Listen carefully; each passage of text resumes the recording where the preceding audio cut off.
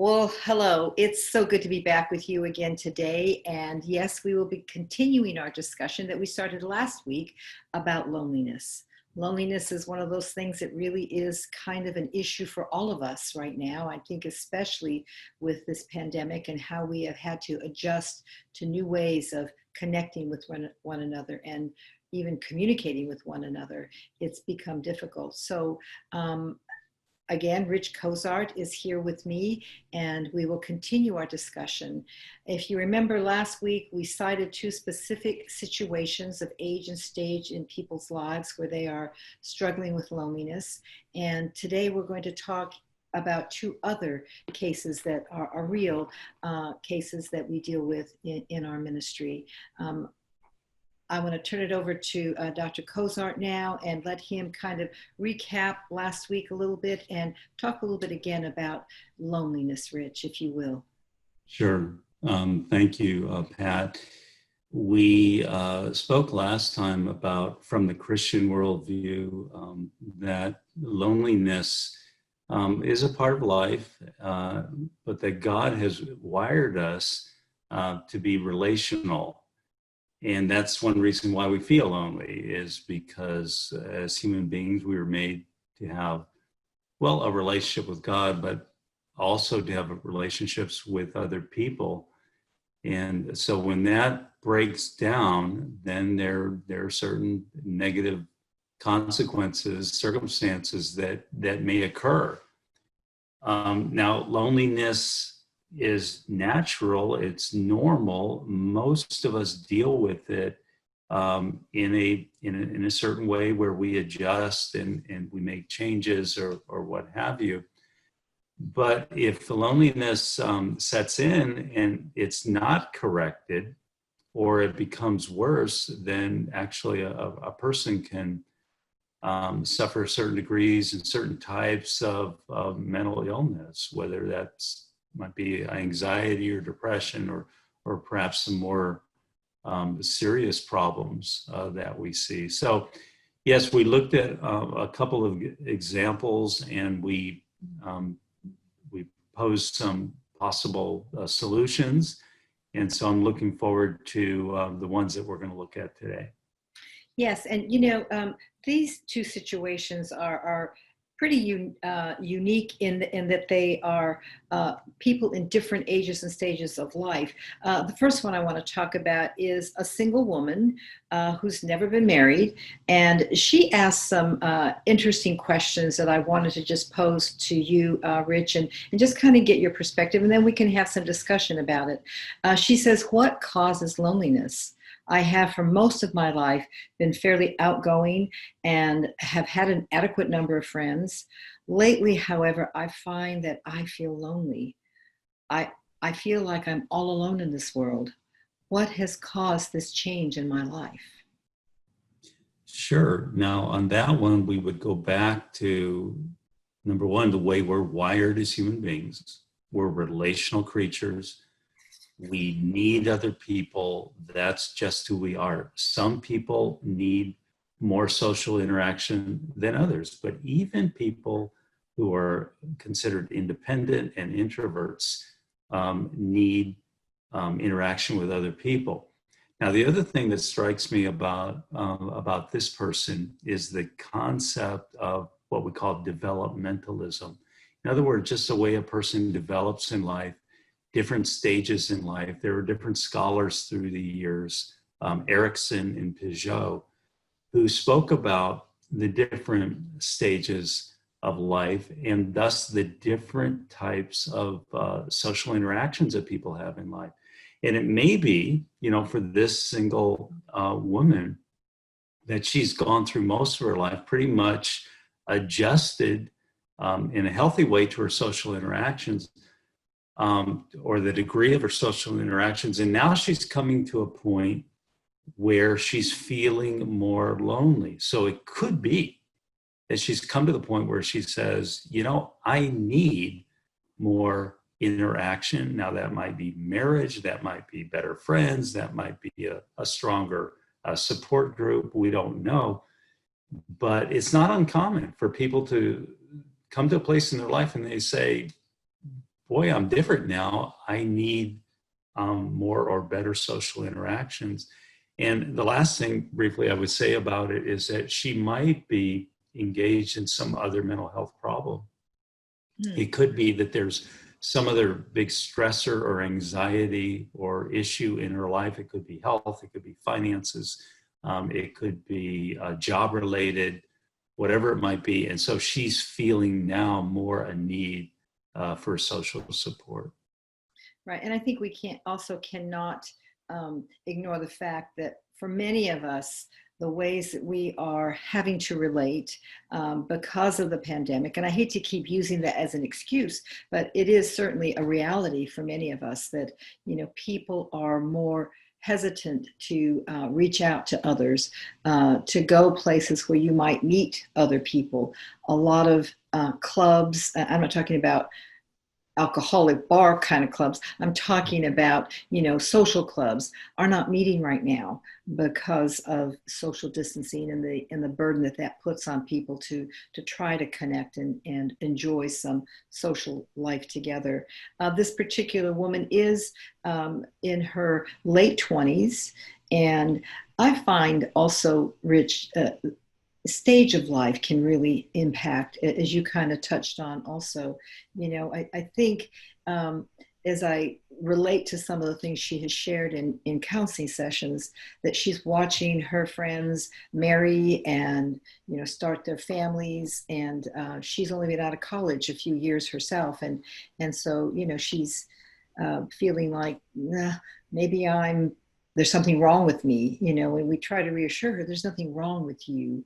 You're in a place and time in your life when you're starting to notice, as you said, maybe it's time to do things a little bit different in my life.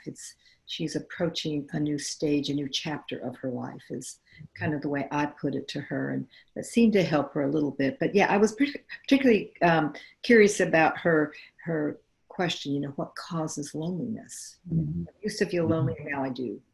Yeah, I would embrace that if I were her. I would not self-shame. I would not feel guilty about feeling lonely. Yeah.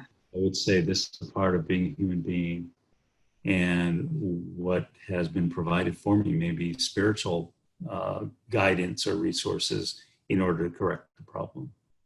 Right. Very good. Okay, so the next one is a married man in his 40s, and he has two children and a wife. And he had an affair that came out in counseling, and the marriage has been healed of that and is continuing to heal of that. They're working very hard to rebuild trust. So what he says is this: I was really lonely, and I felt unloved in my marriage. I know it's not an excuse to have an affair, but it is the reason that I felt that the person I had the affair with is because she paid attention to me. She was gentle and kind with me. And he's assuming now where his wife was not. I felt like I deserved that kind of attention and like I was loved. Um, or is it just loneliness? And how do I make sure I don't fall into this pattern of behavior again? To me, that's a critical question. He's claiming that part of the reason, not an excuse, which we stress real hard in counseling, but part of the reason he felt a need, it was companionship. He felt unloved. And, in the course of counseling with this couple, she did admit to the fact that, she'd been very busy with the children and probably was ignoring him. It wasn't like it was when they were first married. It was just the two of them, and that probably she had some responsibility in not giving him some of the attention and the love and the care that he needed. And so, yeah, but, I love his question, how do I make sure I don't fall into this kind of a trap again in the future? Mhm. What would you say to this man? Yeah, I see individual things happening with him internally. I see things happening in the marriage, and then things happening in the whole family system. For him personally, to feel loneliness is normal, natural, as we've said. But then to seek out his wife as a source of companionship, there's nothing wrong with that. But also to keep in mind that ultimately we're responsible for our own happiness, and Good. that we That's a can, good point, Rich. we can't rely on others at the end of the day. This is good to have, but we may not always have it. So for him to be in a good place where he garners a certain amount of happiness with himself, with his God, with his vocation, with what level of marriage he has, and then as you mentioned, to develop hopefully a stronger, more interactive, emotionally interactive marriage with his wife, to try to be honest with her without being judgmental, and to try to carve out times with her to meet his needs, emotional, spiritual, in terms of intimacy or whatever he feels he needs. And then the family system. Usually people with young children, and I say young, I mean up through the teenage years, these families are under a tremendous amount of pressure. And oftentimes I see these couples, they just have sort of their head down and barreling ahead, hopefully earning enough money, having enough time, figuring out their kids until they get them through high school or college. And usually the casualty is their relationship. And the only way around that is to be more intentional and realize that you're still going to hopefully be married to that person way after the kids have come and gone. Yeah, and you're touching on some things that, are in my experience counseling with married couples whose marriages are in distress, is one of the factors always seems to be poor communication styles. To be able to honestly, as you said, honestly share with his wife where he is a wonderful hedge of protection around falling into that bad pattern of behavior again. But also, to be able to do it without criticizing her, without making her wrong. And the truth is, those are some communication techniques that we're not born with. We sometimes have to develop that and learn that. We have tools that we use in our counseling center that really do help people. Things like the communication date, things like assertive communication, active listening, and mirroring conversation is really helpful to clients when they're struggling with those kinds of issues. But I think that is so important. If he's feeling lonely, he needs to go to his wife and say, I'm feeling lonely and I really would like to talk with you about it. He's blessed that he has a wife who he can go to. And as you said, we can't rely on others because it is something that has to kind of come from within. But that blessing of having someone to sort of bounce it off of and talk to, and also to make the other person aware and sensitive to the needs that you have. I need a little more companionship. Can we do some things that are just for us? Because as you pointed out, this is a really important thing. Hopefully we're building a strong enough relationship in our marriage that when the kids are gone and have launched their own lives, we've got something that we can continue to build on and be blessed by as we bless one another's in the relationship. So, yeah. Yes. And Pat, when very, very good points. And when he says, how do I make sure I don't fall into that pattern of behavior again? I hear somebody that's fearful, when he expresses something like that. And in counseling sessions, when I speak to someone like that, what I say to a person is list out all the negative consequences that would take place if you engage in that unhealthy, and I would say sinful behavior. List out all the negatives that are going to happen. Look what's going to happen to your marriage, the response of your wife, your children when they find out. What is it going to do to you? Perhaps when that other relationship ends, or when there's other negative consequences with that person's spouse or whatever. List out all the negatives and dwell on those negatives. And then look at all the positives of doing the right thing. of maintaining and doing the right things. And then just remember that most of all, there's a certain deceitfulness to this behavior. It appears as something that is alluring, something that is very romantic, something that has these wonderful payoffs. But what I tell people, it's a mirage in the desert. Yeah. It's a mirage. It's only something that appears, but really vanishes. So stick with who you have, work through the problems, and that's usually the best way to go. Yes, that's excellent advice. I know in a session, in a case that you and I counseled together, you used an image of a burning chair talking to the husband who had been unfaithful. And I love that metaphor, he would visualize that other woman as a burning chair. And if he sits in it, there's going to be pain and there's going to be destruction. And of the marriage, of the relationship, and trust with his wife. So I love that image, and I think it's helpful to some people to have kind of a metaphoric image that they can relate to. So for anything else you want to add to this conversation, Rich, as we close it out?